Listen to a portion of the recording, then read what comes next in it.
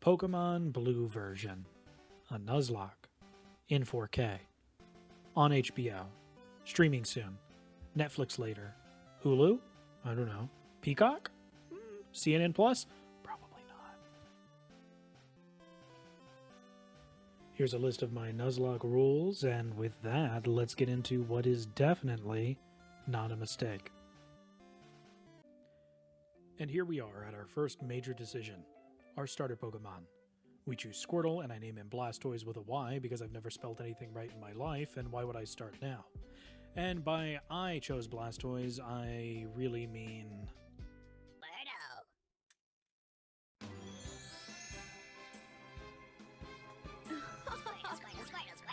Welcome to the team, Squirtle! The IRS is immediately confrontational because I, of course, received this turtle for free, and you can't pay taxes on something you got for free. But I defeat him rather quickly and get out of there as fast as I can. Professor Oak then asks me to go pick up his package that he needs delivered from Viridian City, and I do so efficiently. Oh, my bad. Almost forgot.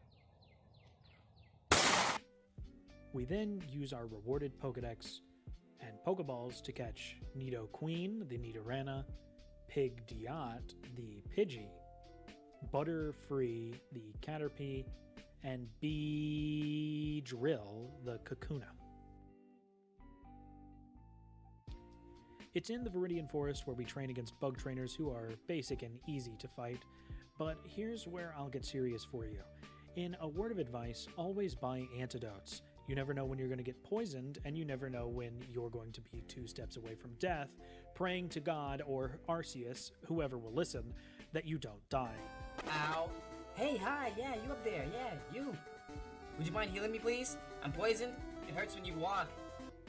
With that melodrama out of the way, I spend the next 30 to 40 minutes grinding up my Squirtle, mostly, because I may or may not be someone with experience in losing to Brock's gym.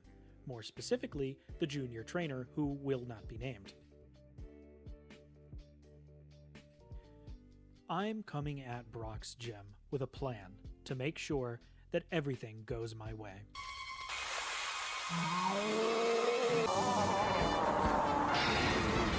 Onyx!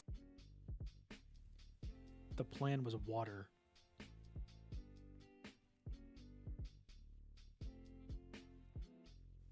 After defeating Brock, we find ourselves on Route 3, the first real challenge route of Red and Blue.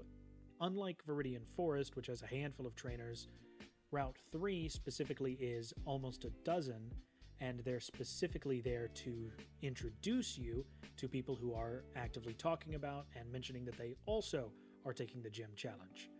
This route takes us all the way up past it to where Mount Moon enters, and even has a Pokemon Center for some reason. It's the one of 2 that are randomly placed on the map.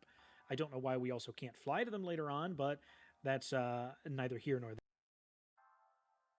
From here, we find ourselves in one of the many cave dungeons of Red and Blue, this one specifically being Mount Moon.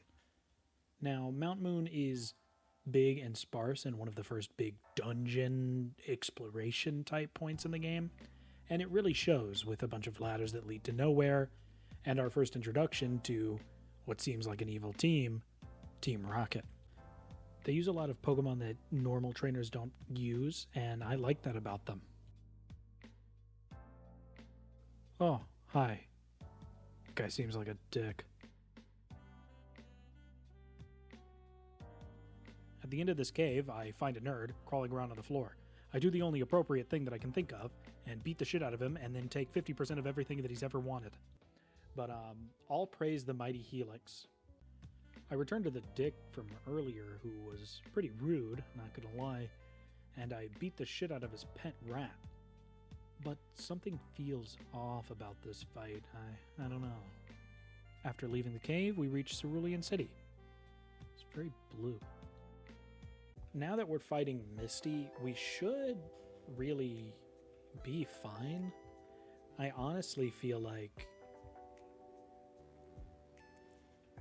it's gotta be not too hard of an actual battle.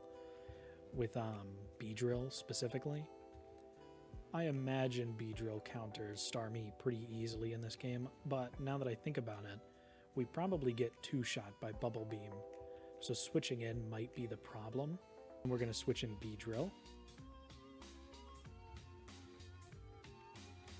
Beedrill is going to come in on a Tackle or an X-Defend, that's fine. That only increases it one time, and we've decreased